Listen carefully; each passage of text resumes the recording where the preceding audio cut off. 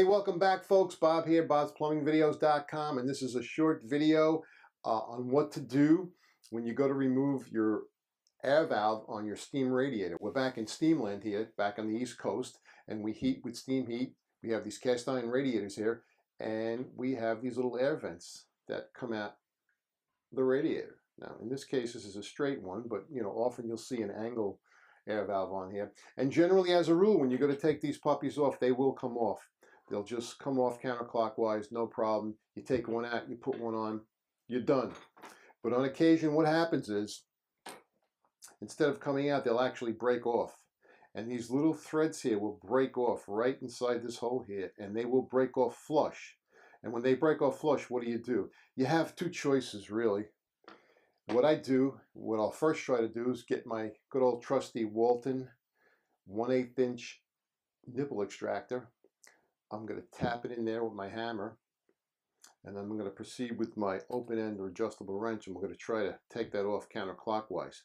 But what'll happen sometimes, I find more often than not, is because the piece that's in there is so thin that this nipple extractor will actually start to grab that thin brass and smash it up against the outer diameter of the radiator, making it really difficult to come out. So when that happens, I get my 11/32 high-speed drill bit. I put it in my battery-operated drill, and we're going to drill out the piece. We're going to drill out the piece that broke off, and that's going to come right off. We're going to back out our drill bit. After we're done with that, we're going to go in, and we're going to get a 1/8 inch pipe tap. That's 1/8 inch international pipe thread. We're going to put that in there. We're going to tap that to get it started, and with no threads in there, it'll be a little more difficult. This is going in right now because there are threads in there, but you'll start with an open end or an adjustable wrench, a little WD-40, a little cutting oil, and you're going to cut new threads into that hole you just drilled, into that 11/32 inch hole you just drilled. You're going to cut new threads into that. Once you get your threads cut into there, you're pretty much good to go.